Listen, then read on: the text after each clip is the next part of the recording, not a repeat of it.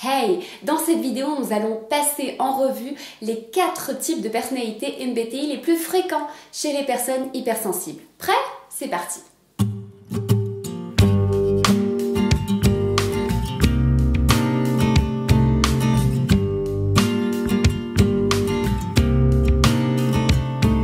Je suis Kenza Pache de kenzapache.com, psychologue spécialisée dans les relations interpersonnelles et l'hypersensibilité, et tu es au bon endroit si tu vas apprendre à te comprendre et à t'épanouir dans ta vie et dans tes relations en tant que personne intuitive et hypersensible. Alors si ce n'est pas déjà fait ou si c'est la première fois que tu regardes mes vidéos, pense à t'abonner à ma chaîne en cliquant sur le bouton s'abonner qui est juste en dessous de la vidéo, et pense aussi à activer les notifications, comme ça tu seras prévenu dès que je publie une nouvelle vidéo.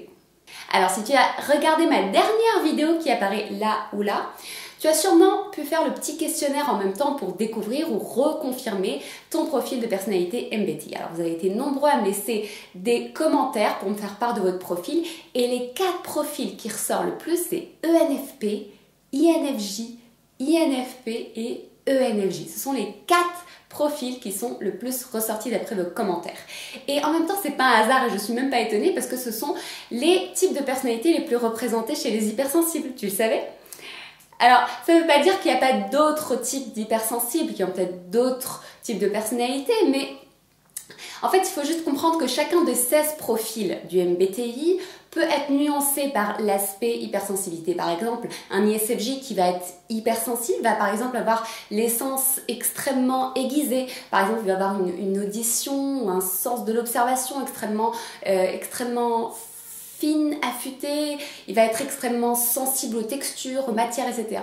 À vrai dire, en fait, l'hypersensibilité vient exacerber le trait de caractère qui domine dans la personnalité de quelqu'un, en fait. Alors, pour pas trop compliquer les choses aujourd'hui, on va rester sur des notions simples pour comprendre les bases et approfondir. Alors, ENFP, INFJ, INFP, ENFP. Qu'est-ce que ces profils ont au commun?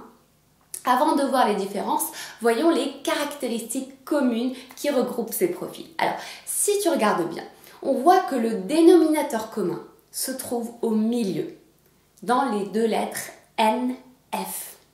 Tu as dû remarquer que dans ma chaîne et dans mes communications au début des vidéos, je m'adresse toujours aux hypersensibles intuitifs. Eh bien, justement, ce sont ces 4 types de personnalités dont je parle.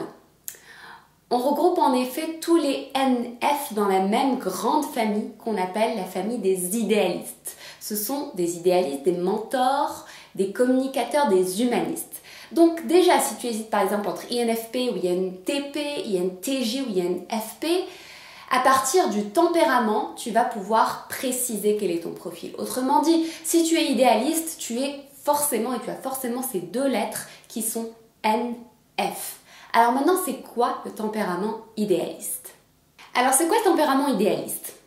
Alors il faut comprendre que les 2 fonctions principales des idéalistes, c'est quoi? C'est NF, donc intuition, imagination, voir les possibilités, chercher ce qui est caché, anticiper l'avenir, aimer l'abstrait, la théorisation, et puis il y a aussi le feeling. Le feeling, c'est mettre l'humain au cœur des décisions. Les personnes qui ont un feeling, donc, prennent leurs décisions d'un point de vue affectif, engagé. Ce sont les valeurs humaines, leur première préoccupation. Donc le point commun entre les ENFP, INFJ, INFP et ENFJ, ce sont justement que ce sont des personnes qui se concentrent sur ce qui pourrait être. Ils cherchent à rendre le monde meilleur en y apportant des transformations d'un point de vue humain, relationnel, affectif. Donc globalement, les caractéristiques des idéalistes sont les suivantes. Les idéalistes sont en quête de connaissance de soi. Pas étonnant qu'on en trouve tellement dans le développement personnel.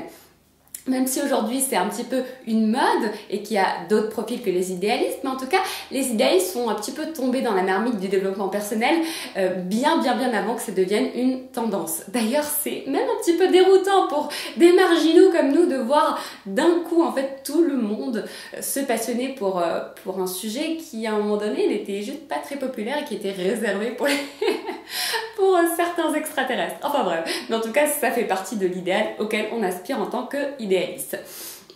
Alors, les idéalistes aiment aussi aider les autres à se développer parce qu'en fait, ils voient les qualités des autres même si elles ne sont pas encore exprimées. Et c'est un peu comme ça que beaucoup d'idéalistes se font avoir en amour, et oui, en voyant les qualités que leur partenaire n'a pas encore exprimées et qui exprimera peut-être jamais. Les idéalistes sont aussi en recherche de sens en fait. Ils cherchent des explications à tout ce qu'ils ne voient pas en fait, tout ce qui est invisible. Et aussi ils cherchent l'harmonie relationnelle, ils ont un idéal en fait humain, un idéal de paradis sur Terre. Et ils pensent aussi en termes de possibilités, qu'est-ce qui pourrait être, qu'est-ce qui va advenir. Alors, les points faibles, on va dire, des idéalistes, c'est que à force de se concentrer sur l'idéal et ce qui pourrait être, ils peuvent tout simplement ignorer la réalité ou ignorer les problèmes et faire l'autruche.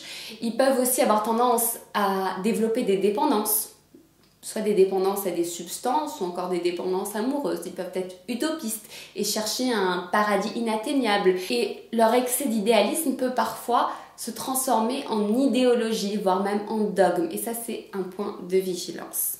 Alors, les différences entre les 4 profils idéalistes. Les profils idéalistes qui ont une intuition dominante. Commençons par l'ENFP. Le NFP, c'est l'original qui déborde d'idées et de possibilités.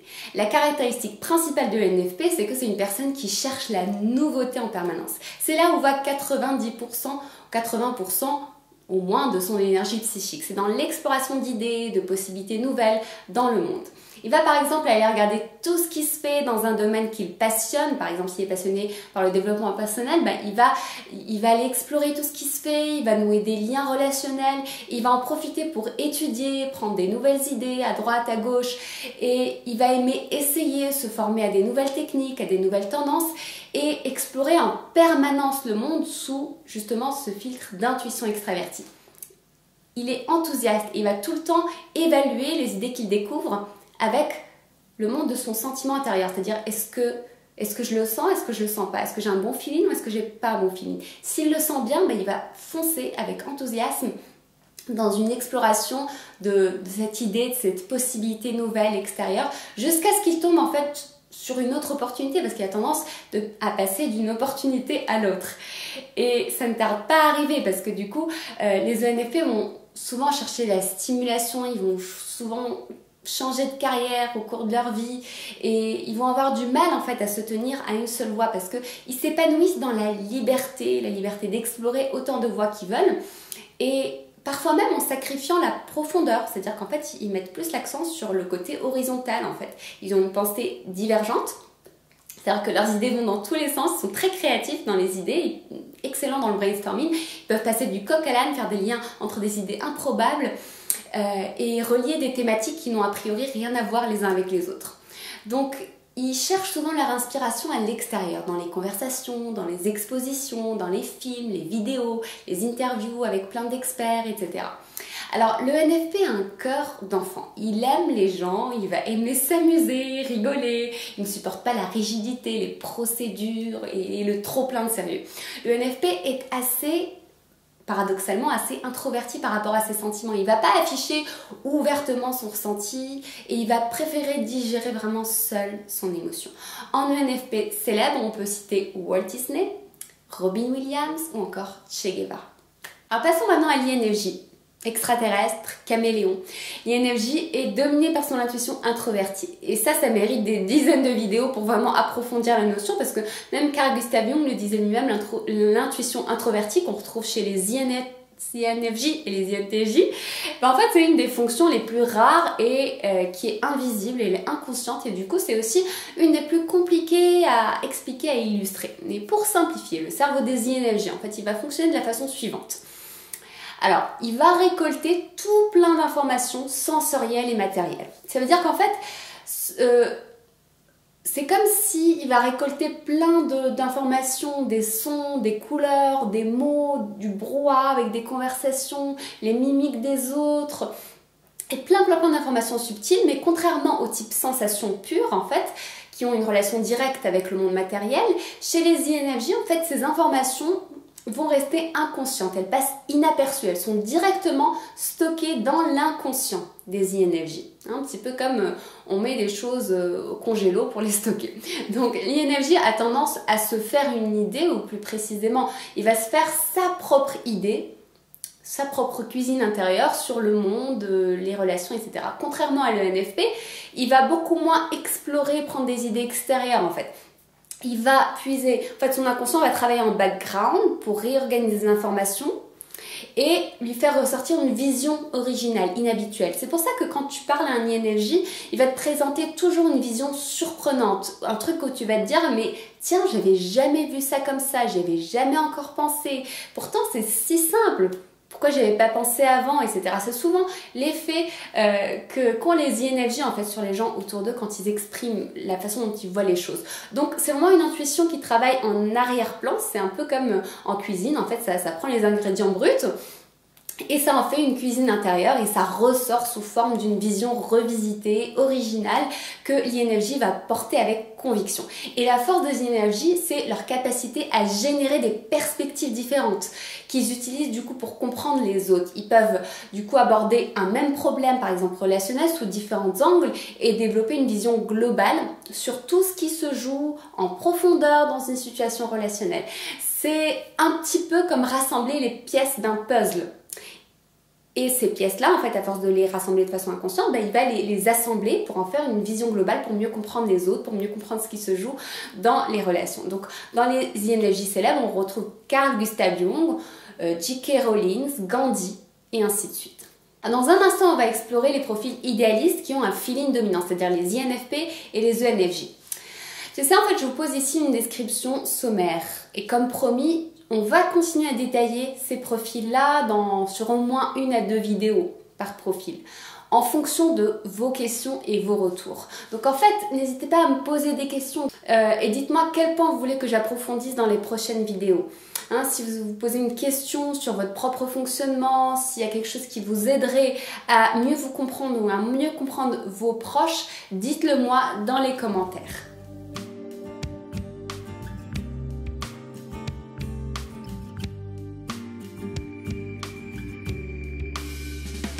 Alors parlons des profils idéalistes qui ont un feeling dominant, les INFP et les ENFJ. Commençons par les INFP. En fait, ce sont les plus idéalistes des idéalistes. L'INFP est dominé par son sentiment intérieur, c'est-à-dire qu'il parcourt le monde et se positionne en fonction de ce qu'il sent juste ou pas à l'intérieur de lui.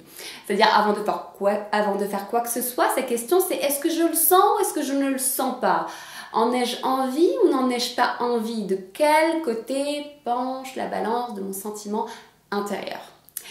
C'est-à-dire que son sentiment par rapport au monde qui l'entoure, par rapport aux gens qui l'entourent, c'est sa boussole intérieure. C'est comme ça que les INFP s'orientent et décident ce qui est bon ou mauvais pour eux.